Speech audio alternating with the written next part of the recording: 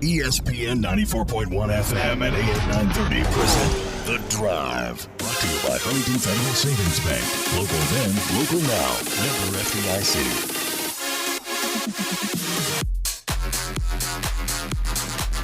Welcome into the Thursday edition. Your drive begins now on ESPN 94.1 FM and AM 930. January 23rd to be exact. Glad you guys are with us.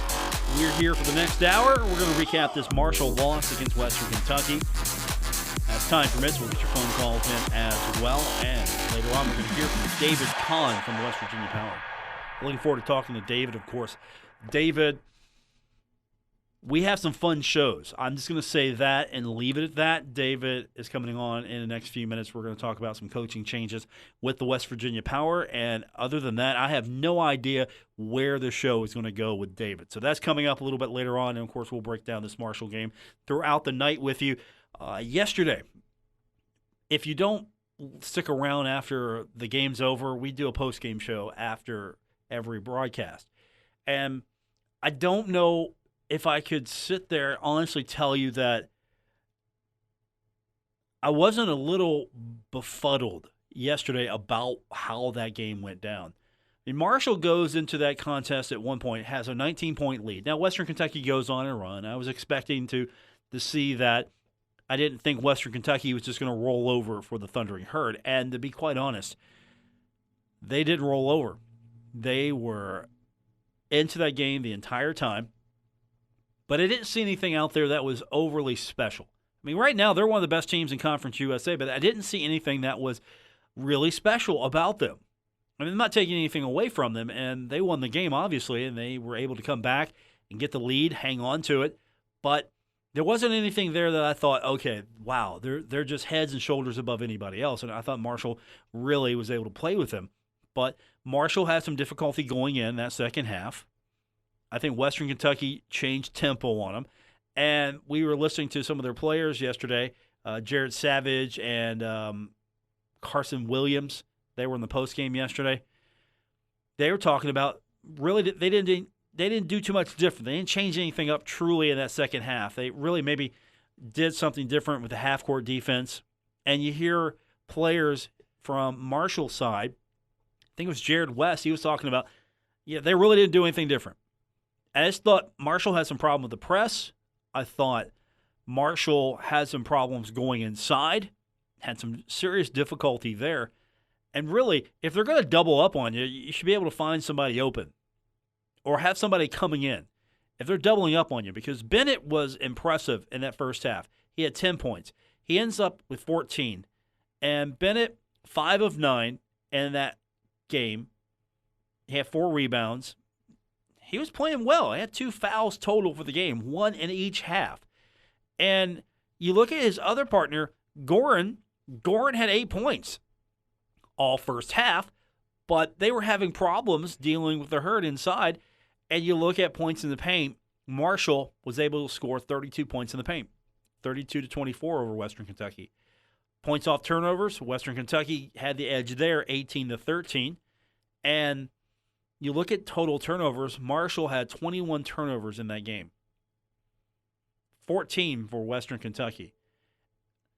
And the other problem I had was just the way they were going about their offense in that second half. First half, they were 15 of 29, 51%. They also were 3 of 6 from the three-point line. 50%, 3 of 6, I'm good with that number right there. Second half, though, only 9 of 24, and they were 3 of 13 from the three-point line. Now, I understand the three-point gives you the opportunity to cut the lead or to add to it. It helps. If you can hit three-pointers all day, what would you rather have? Easy 2-point baskets or three-pointers? Well, I wish Marshall could have been able to get more of the easy 2-point baskets, because Marshall was able only to score 21 points in that second half. 39 in the first half, 21 in the second. And Western Kentucky, by comparison, 25 points in that first half, and they scored 39 in the second half. But Marshall had a big lead and just couldn't stop the bleeding after a while, as Western Kentucky would work their way into it. Marshall had some answers for a while, but Western Kentucky would continue to work their way into it, work their way back. And then Savage hits a three, and it just flips completely.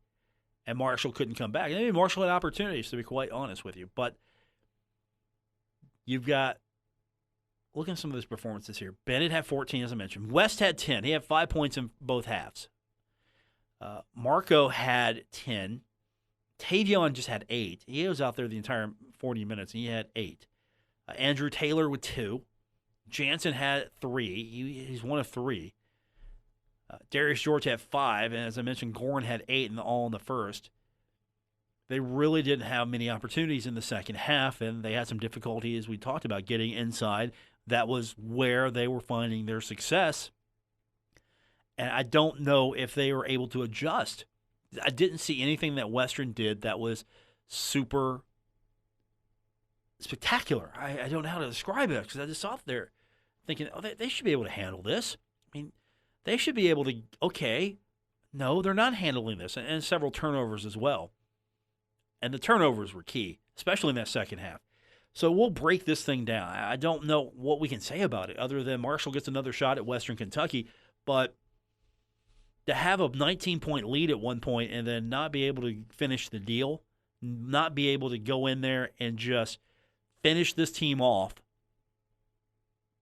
go home happy with the victory.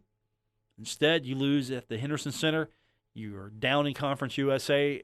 Now 4 losses in Conference USA. You're 3-4 in league. 9-11 overall. Western Kentucky now 6-1 in conference. They're 13-6 overall. So they've got the advantage here of having seen their herd, getting to play them again. Maybe they'll come out and do what they did for the entire game, or maybe Marshall will be able to adjust. I don't know. We're going to find out on Saturday. That's coming up later on. We'll talk more about that. But I've got David Kahn coming up in the West Virginia Power. We're going to talk to him. He'll get us the pretty much the lowdown on everything that's happening. Baseball season starting to ramp back up. You know, we haven't even had March Madness yet, but already we're starting to think about baseball, and that's coming up. David Kahn, my guest, when we continue on today's edition of The Drive here on ESPN 94.1 FM and AM 930. Buckle up. Paul Swann has the wheel on The Drive, ESPN 94.1 FM and AM 930. We are presented by Huntington Federal Savings Bank. Paul Swann with you on today's edition of The Drive, ESPN 94.1 FM and AM 930. You know, baseball season's almost here. That means the return of the West Virginia Power. And you know what else that means? That means that I'll be contractually obligated to speak to David Kahn from the West Virginia Power every week. But today is not one of those days. I'm actually not contractually obligated to talk to David Kahn. This is actually it's in the contract. It is. It's weekly appearance. I mean, is that for your benefit or mine, just to make sure that you do or that I do it? I don't know which one. Well, hold on. I have a little beef that I want to get through with you first. This is season 3 of Swann and Kahn, and I don't have a theme song yet. When you intro me, what is that? You want a theme song? Yeah, I mean, kind of. Okay. 3 seasons of the highest rated segment during the baseball season. I mean, come on, Paul. All right, we'll get you a theme song. I'll work on a theme song. Okay. Okay, that's one of the main reasons why I called in today was to get you ready for baseball season, Paul. I mean, it's next month. 3 weeks from today, pitchers and catchers report. So it's coming whether you like it or not. All right. I'm glad that's your beef. That's your only beef with me. Yes, 100%. All right. I mean, there are some that have other beefs with me and that work. Well, I don't know why, because you do a good job and you're good at what you do. So tell everyone else who has beef with you to drop it. I appreciate that. Next time you and I are in the same room as Anna Tarullo from Channel 13, you tell her to drop it, buddy. You just say, look, Anna, drop it. Just drop it, Anna. Anna, if you're listening, you're great. I don't know what this deranged guy is saying. You know, yesterday, before we get going, let me just say that yesterday, It's halftime. The herd is leading, but they started to go downhill a little bit. Western Kentucky went on a run late in that first half. Marshall at one point was leading by 19, and so Western Kentucky goes on this little run. And so it's halftime, and I go back into the media room, and there's Anna Tarullo from Channel 13. Yep. Just eating some free pasta that was left over from the pregame meal. And at the time, I didn't put this together. But as the second half progressed, I'm sitting here thinking, what's changed for the Herd? Is it the fact that they're not able to go inside? Is it the fact that they're not able to deal with the press? The fact that they're shooting too many threes and they can't hit them? What's the factor here that's changed? And I really have come to the conclusion that it's Anna Tarullo showing up in the second half to shoot highlights for Channel 13. She's the reason why Marshall lost. I think. So what's the solution? Does she need to be there for the whole game or show up for just the first half? Just not show up. Oh, no, she's not going to do that. She's got to do her job. Well, that's like, I think, one of two times I've seen her at the Henderson Center. Oh, come on. She sends Jake. No, she She's sends there more Jake. than that. She sends Jake. No, I've seen her there. I've seen her there on social media more times than that, Paul. You're not giving her enough credit. Probably not, but I have a beef with her. We're okay. We're we're frenemies. Did you know that we're frenemies? But some people call us frenemies too, but we're actually friends. Yeah, we're actually friends. We actually like each other. Yeah, we do talk on the phone besides our radio appearances. I talked to you 2 nights ago. Yeah, you did actually. Yeah, you did. Yeah, so we're actually friends, and but I am blaming Anna for the loss. I don't know what to do with her. Okay. Well, look, you guys are welcome to come to Appalachian Power Park and fight it out anchor style, and we'll see who wins. The West Virginia Power win, because that's a promotion. I think I smell. Look, you said it, not me. I just put the arena out there. You guys got to step in and fight. Yeah, I wouldn't fight Anna. No, not physically. No, I wouldn't fight her. I wouldn't do it. No, well, I mean, sure, I called her sir on the air one time, but I wouldn't hit her. I wouldn't fight her. I wouldn't do it. I didn't say that. I would never ever hit anyone, let alone Anna. I wouldn't hit Anna. No, jeez. Okay, I said anchor style. There's no fist involved in anchor style fighting. Have you not seen Anchorman? When you going to be brick and grab a lamp? Whatever works, man. Whatever works. Are you going to be wanted for murder and have to leave town? No, please, no. I can't go on the run, man. I'm not going to. That would be a great podcast, Paul Swann, Fugitive. Look, I've been in your studio. There's no wall of perfumes that smell absolutely terrible. Oh, well, David Kahn, our guest, West Virginia Power. This is a preview of the upcoming season between us. And aren't you so ready? Season 3 is back. I'm doing it. Let's do it. We're actually probably going to do it. We need to do our podcast. I just don't know what we're going to talk about yet. Are we going to talk about? This is the podcast. I've said this. This is just literally cut together segments of us over the last 2+ years and put it in a podcast. And just call it Best of. And you're done. Best of Swann and Kahn. Okay. That's it. Best of Swann and Kahn. All right. Let's talk sports. You'll win many Marconi awards for that. I would love to win a Marconi. Wouldn't we all? Yeah, I could put it right up next to my West Virginia Broadcasters Association award right there. There you go. Exactly. It needs a friend. West Virginia Power, they've got a team in 2020 in the capital city, and they have a new coach. And he's not a stranger to the West Virginia Power in Eric Ferris. That's true. Yeah, Eric Ferris was our hitting coach last year. He is a former player from 2008. So no stranger to the city of Charleston, and now he's our manager. So the second ever former player to become a manager. Greg Wahlberg was the other one for those who were fans of the 1980 Charleston Charlies and the 1989 Charleston Wheelers. You will remember Greg Wahlberg. And Eric Ferris is now following in his footsteps 20 or 30 years later. He's now the manager of the Power. And then besides that, it's a whole new staff. But to have Eric Ferris at the helm is going to be great. He was a tremendous hitting coach last year, got 10 hitters promoted to the next level, including ones that may have been there before. But he had earned a tremendous amount of respect from his team, his players, and the coaching staff. And I have no doubt he's going to be a fantastic manager. With the Power coming back with the parent club second season, what do you think's different? What's the same? Just talk me through some of the lessons learned with a new parent club. Because change sometimes is good, change sometimes is not good, and I know a lot of people maybe miss the previous parent club affiliation, but it seems like this is working out for the Power. Well, look, it is working out for us, and here's why. The relationship with the Mariners has been tremendous. They've been really, really good to us in terms of support, in terms of travel, in terms of, development-wise, in terms of just, honoring us as an affiliate and recognizing the efforts that we do both on and off the field. They've been tremendous. And a huge credit goes to their player development staff. Andy McKay was in Charleston for the All-Star game last year. And the coordinators have made Charleston, West Virginia a pretty primary stop for them across the affiliate. So it's been great to see them. And then the talent level has been great. Yeah, the Power didn't have a winning record last year, but guess what? That's honestly not a bad thing, because wins and losses are so arbitrary in the minors.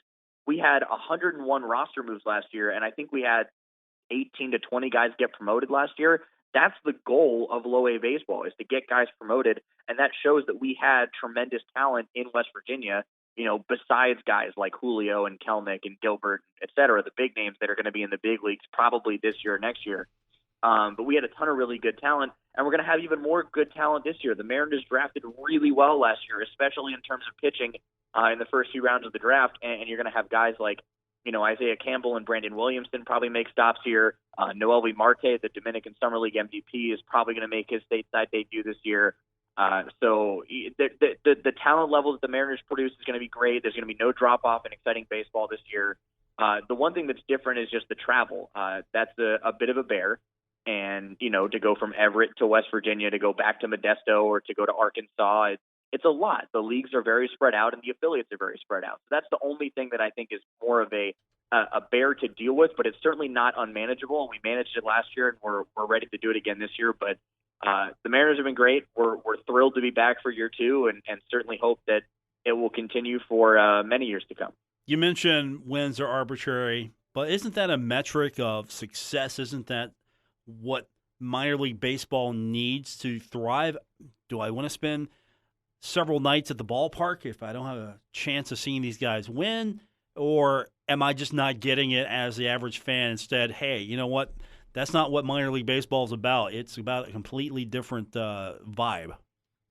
Minor league baseball is about the overall product. So you've got wins and losses. Is it great to watch your team win and win a South Atlantic League title? Sure. Would we have loved to win the last two titles instead of Lexington? Absolutely.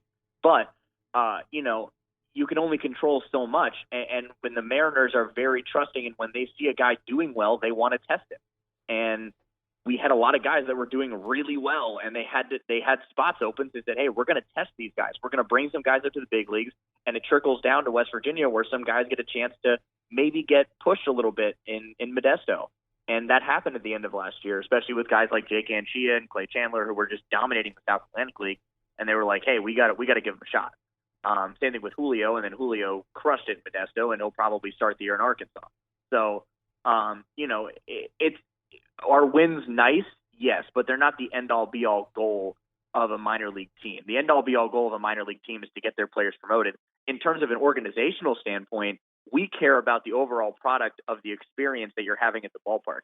You're going to see exciting baseball night in and night out, because there's always going to be good players on the field, because the Mariners organization is just a really, fruitful organization in terms of prospects. They have a lot of really good talent, either from recent draft classes or just from trades they've made to kind of, boost themselves up during this rebuild. So you're going to see exciting things on the field. Will it always result in a win? No, but there's 140 games and there's 70 home games. So you're not going to see a win every single night. But, we've that's why you've got the exciting promotions that we do throughout the season. We've got, the fireworks that come on. We're doing those on Saturday nights this year, so that'll be a little different. But the overall experience is what we care about, and why we offer so many different hospitality options, so many different entertainment options besides the baseball, to make sure that you're always entertained when you come to the ballpark, no matter what the score is or what's happening in the game. David Kahn's our guest, West Virginia Power, and I don't know how much of you can really touch on this, but where there was sort of an uproar over plans or designs or yearnings to streamline Major League Baseball and minor league baseball and whatever you want to call it, that maybe minor league baseball might not be a thing in West Virginia here in the near future. And I don't know how much you can address about that, but if you could, talk about the fact that, hey, we've got baseball in 2020 and for the foreseeable future at least. The main thing I want to address about this is baseball will be played at Appalachian Power Park in 2020, and it is business as usual. We are treating the season that way. We are treating this year that way. We are treating any years to come that way. Obviously, we are on the list. That we can't avoid that. That is a thing. We are on the contraction list, quote unquote, for minor league baseball. Now, we're not giving into that list. For us, this is another year, another operation, and we're gung-ho to make 2020 the best year of power baseball there's ever been. So where they're at right now in the contraction, talks, I can't really say. It's kind of stagnant right now. I think they're just waiting for the next negotiation to happen. I don't think anything's going to really happen with the negotiation process until we get into the season. But I don't know. I'm not on that side of the bargaining table. What I know is that we are gearing up for 2020. It's business as usual. We will have a team on the field. We will have a product on the field. It's going to be fantastic, and everyone should come out and be a part of it because we want to get everyone to enjoy power baseball, and we think we're going to have power baseball for many years to come. Of course, ultimately, it appears that might not be up to us, but we're fighting tooth and nail to make sure that we're still around.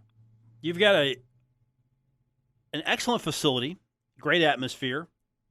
Yep. We're not talking about just a rundown, dilapidated, hasn't been taken care of properly ballpark that for some reason is still hosting a franchise. Instead, we're talking about, pretty much one of the best baseball facilities in the state of West Virginia, and a pretty darn good one at that here. And I was kind of confused when I saw the initial list. Okay, are we talking facilities? Are we talking travel? What are we talking here? Because it felt a little arbitrary that, okay, here's a location that has a great venue for baseball. Everything you would want if you're a minor league franchise trying to take care of your players and your upcoming superstars of tomorrow in the facilities here. And so I don't think people realize, hey, what a great thing that is, Appalachian Power Park and baseball in the capital city. I can't speak to why we're on the list, truthfully, because I don't know. All of those points, I've read every article that's been out there. I've read every statement that's been made. I've helped construct the statements that we've put out. I don't know what the reason is that we were added to the list. There could be a million different things. You never know what the reason was that for some reason the Power are on that list. What we can say is, everything you said. We've got a first-rate facility. We've got a great location in the middle of the capital city of West Virginia where, the economic impact of the Power is close to $3 million. And that's just direct, not even counting indirect, every year. We had a tremendous all-star game last year where we got plenty of people from the state of West Virginia and outside the state of West Virginia to experience power baseball for the first time. We had, many other opportunities like our African American Heritage Night at the beginning of August, where we had our biggest Monday night attendance in 4 years. And most of those people that came to that night had never been to the ballpark before, and now they're fans of the Power. We always try and include every individual of the community in Charleston, in West Virginia, and beyond in our promotions, our events, our nights, etc., because we want this to be an all-inclusive experience for everyone. That's why we do Pride Night every year. That's why we do, that's why we're planning on doing more of those African American Heritage Night type things. That's why we host, local talent across the state of West Virginia. We have the facility, we have the, resources, and we have the exciting talent on the field to host a great night every single night from April to September. And we do that to the best of our ability. So, I can't give you an answer as to why we're on the list, but I can tell you that, it hasn't affected the way we do business or the way that we're going to run ourselves in 2020. David Kahn's our guest. West Virginia Power, changes for the Power coming up this upcoming season, new leadership as far as the day-to-day coaching, managing, promotions, of course, will be business as usual. So what do we got? What can you tell us? We're going to have another tribute to Toast. What do we have? we've got some interesting things in the works. I don't want to spoil anything because we're going to send our promotional schedule out in a couple weeks here. Okay. It's going to be earlier. It's going to be earlier than in the previous. Usually we send it out in March. We're thinking of February release this year. So you're gonna hear it earlier than you anticipated, which is great. We're really excited about that. I don't want to spoil anything, but we know all the classics are back. We've got fireworks on Saturdays this year. We're very excited about that. We're going to continue to boost our summer concert series and have more performers out at the ballpark night in and night out. We've listened to what fans have said in the off season. We had really great people that stopped by the ballpark the last couple of years. We've had different kinds of entertainment value that we've been able to bring to the ballpark, and we've turned that into a very solid promotional schedule that is going to come out soon. And when it does, I think everyone will be very excited about it. So Star Wars night, that happening? I'm not going to spoil anything. Okay. I want to let it be. It's like Christmas morning when you open up the presents and you already knew what one of them was. It loses its value, okay. right? No, not really. Not for me. No? Okay. Well, to me. I mean, I'm just excited to have it. I mean, just. Well, look, you and I both know that I love Star Wars night, so I will say that I'll say that I suggested it. I won't say if it got in there or not, but I put it in there. All right, I'm holding you to that. David Kahn, our guest, West Virginia Power. What do you anticipate year 2 that's going to be different, or is it just going to be more streamlined? We've got now a year under our belt with the new parent company, the new parent franchise, however you want to say it. What are you excited most about? I'm just excited for the talent that we're going to have this year. I think that the 2019 team was great off the bat, and then obviously you saw we had this ridiculous month of April, and then May was kind of a logjam, and everything kind of tumbled off the table. I actually think that this year we're going to have a more sustained talent level for a longer amount of time, because I think a lot of the guys that are going to start in West Virginia or come to West Virginia early are younger, like 19, 20 years old. And I think that they're not necessarily prospects, but they have prospect potential. And I think they're going to be given at least a half in West Virginia to be really good and to really hone their skills. Unlike last year when, Gilbert went up after a month and it was like, well, there goes our ace in the rotation. And then Chandler kind of fell off and things kind of hit a skid. But I think that the talent level is going to be really, really good this year, and I'm excited for the official roster to come out. I've heard rumblings about, who's going to be where, but obviously nothing's official because they haven't even gone to spring training yet. So things can change, but I think the talent level is going to be great. I think that, the operations with the Mariners, now that we've done it for a year, will be smoother. They understand how we work. We understand how they work, and we've kind of worked on processes to, do things more efficiently on both sides.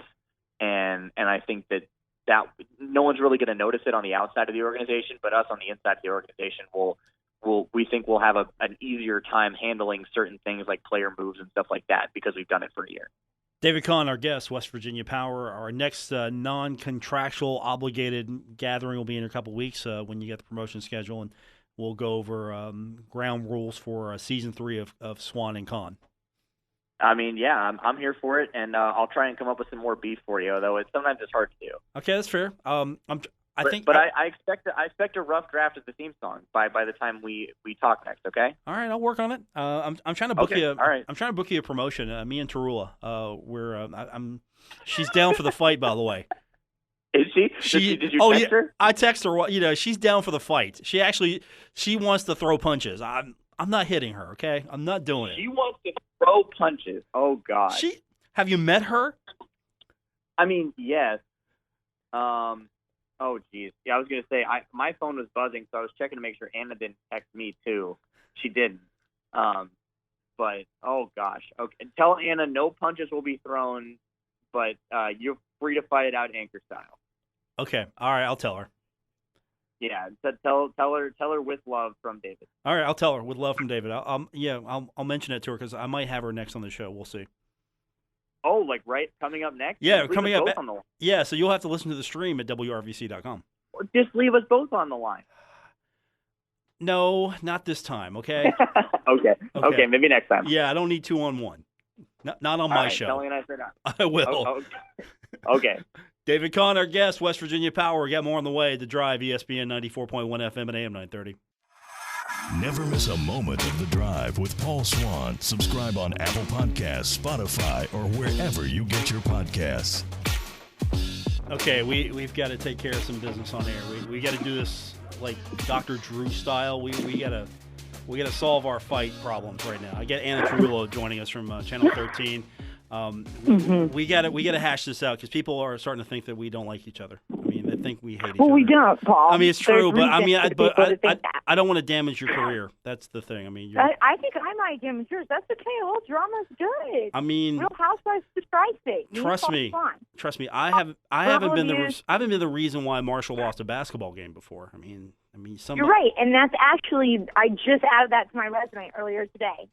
Proud founder of the Cam Henderson curse. I walk in the building, and the Herd drops a 20-point lead and loses to WKU. I mean, how can you recover from that? I mean, I'm here to help you. I'm notorious. No, Paul, you told me you were trying to fight me. No, I didn't try. So I'm not trying to fight you. At the WOWK newsroom right now. I have it. Preparing. I have it on the recording that I said I would never hit you. That you would hit me. And you just want to do some emotional damage? I mean, if you're not mentally tough enough to handle it, and I don't know what to do here for you, but yeah, it's career training. I mean, I'm sorry. It's my betterment. I've ruined your day. I've ruined your career. You wish. You wish. I can't keep a straight face with you. That's the thing. I know. That's the hard thing. I can't pull this bit off with you because I can't keep a straight face with you. That's the problem. No, you just like to bully me a little bit. Yeah. I mean, because every room I walk Call into, me a dude on the radio. Every room I walk into, here's Anna. Hey, Paul. Here's Paul. He's a great guy. He called me sir on the air one time. I mean, by the way, I was actually alerted to FCC, Paul. I called him and told him. By the way, I am buying you a Becky Lynch "I'm the Man" shirt for Christmas. I'm going to do that this year. I mean, I think that'd be a great gift for you. You missed this past Christmas, so I guess I'll look for it in my stocking next year. Well, I didn't think we were speaking for a while. I had to make sure. Well, we weren't. Yeah, you're right. Yeah, we were divorced for it. We were Judge Judy. It was fine. I mean, yeah, because we had a little. We weren't friends. Figured it out. I mean, we we're friends again. Okay, kind of. We can be friends. I think so. We're family. So what's coming up today? How you been? Other than yesterday when I didn't get to see you. By the way, how you had a young lady who was shadowing you yesterday, and I thought that was really cool because I saw her Facebook post, and she thought that was just like the most amazing thing ever. And I think I know she was so pumped. First college basketball game for her. We had so much fun. It was so fun to have a little wingman with me, and she was entirely helpful, and it was fun to kind of see it through her eyes again. I mean, I remember my junior year of high school, I was in Louisville, where I grew up, went to high school, and I shadowed a news reporter there for a day, and it was just like I had stars in my eyes. I still get stars in my eyes sometimes when I go into a newsroom. There's just something magical about it. I've always been attracted to it. And this girl, Brooklyn, she was the same way, and she just thought it was the coolest thing ever, so that it was fun to kind of relive that and experience that again. And I had so many people help me in my career and still do to this day. So anytime that you can be like a friendly face or even just encourage somebody, oh my gosh, you got to jump at those opportunities because it's fun to kind of go back and put yourself in their shoes. How important is it to you, in all seriousness now, how important is it to you to be a strong role model, a strong female role model to young ladies like that who maybe 10, 15, 20 years ago maybe dared not enter the sports profession or the sports world, and you someone like yourself who is obviously being successful right now and being a beacon for that young lady? Because when I talked to her yesterday, she was just like, her eyes were beaming all over the place. Well, you know what I think is even more important? I think it's cool that we've gotten to this level in the sports industry where there are so many females in awesome positions, in positions of power, being extremely successful. It's not really a rare thing to see anymore. You come to expect it.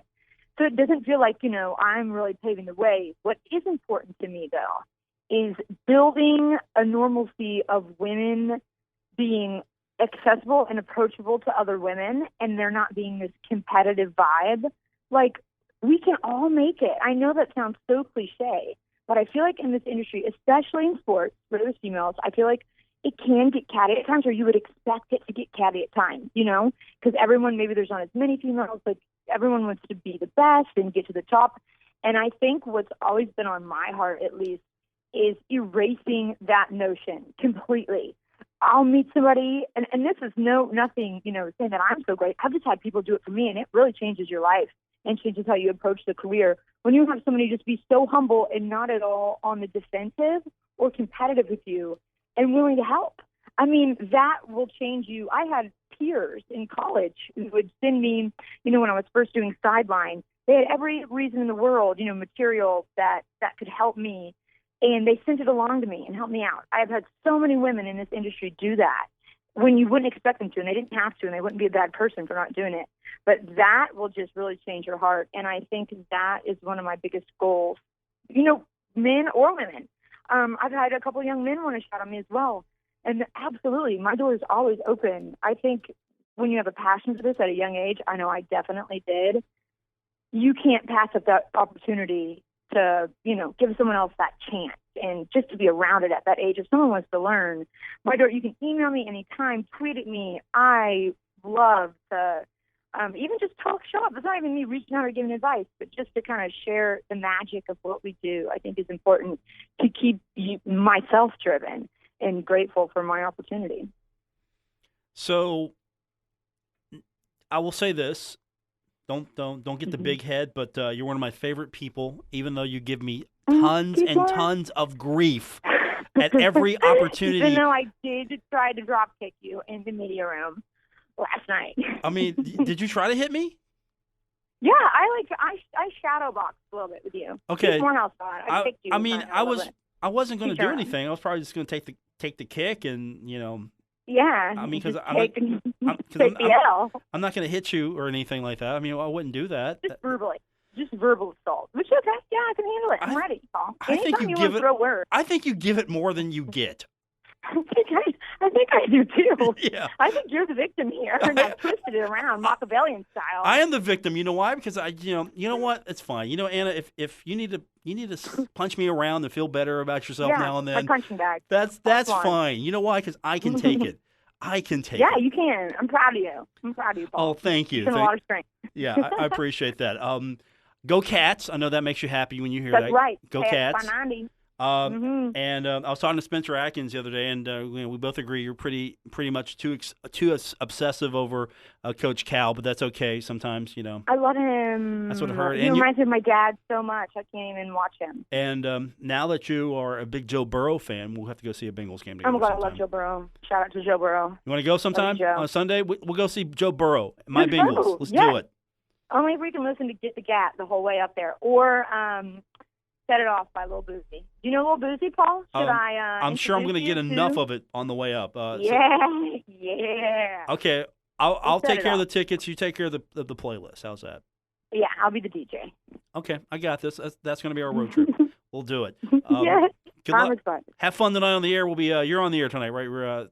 In just a couple minutes, 6:30, and then again at 11:20ish. Awesome. We'll talk to you soon. And, all right. I'm sorry if I've given you, reason to stress over your career here in Huntington and West Charleston. I'm sorry. Yeah. I apologize. I was sleeping crying. I mean, I'm sorry. I don't want you to. Big bad bully. He's Swann. I don't want you to quit. I don't want you to quit because of me. Okay, you have so much to offer. Yeah, I don't want you to quit. will because of just you. It's my fault. It's all my fault, Anna. All right, P. Swann. Thanks for having me on. Good talking to you. We'll talk to you soon, Anna. Alrighty. Bye-bye. All right, we're still not friends. I don't know. Yeah, I don't know what that achieved, but we're not friends. More on the way. It's The Drive, ESPN 94.1 FM at AM 930. We're taking Paul Swann everywhere. Download or subscribe to The Drive with Paul Swann on Apple Podcasts, Spotify, or wherever you get your podcasts. 2020 softball preseason poll out today. Conference USA, North Texas, the number one pick. Western Kentucky, second, and tied for third, Louisiana Tech and Marshall. Louisiana Tech receiving 1 first-place vote. Western Kentucky 2. North Texas 9. Not a single first-place vote for the Thundering Herd, but still tied for 3rd. That's pretty good. Megan Smith doing an outstanding job with the softball team, and they also get a couple of nods for preseason team as well. I'll hopefully talk to Megan sometime next week or here at least a couple of weeks, talk about the upcoming season. Marshall back in action on Saturday on the basketball court, taking on Western Kentucky. They'll be on the road. We'll have that game for you right here on ESPN 94.1 FM and AM 930. Hopefully we'll see a reverse of fortune.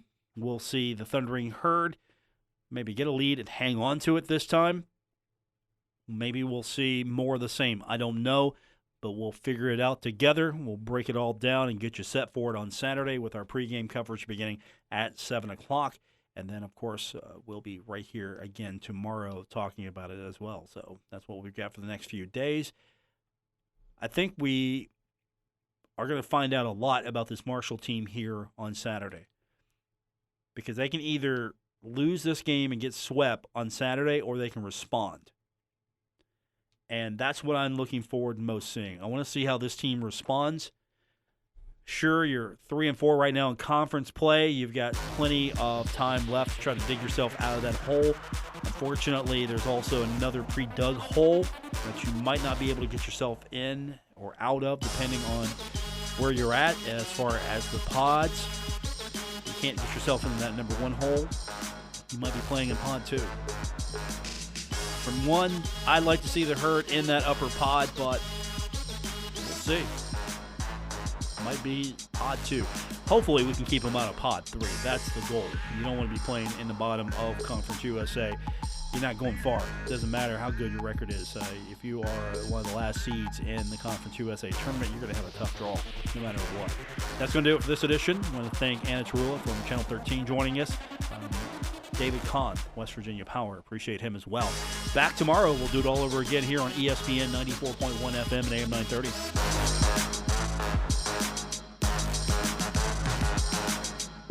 WRBC Huntington, W227BS Huntington, your flagship home of the Marshall Thundering Herd and The Drive with Paul Swann, ESPN 94.1 FM and AM 930.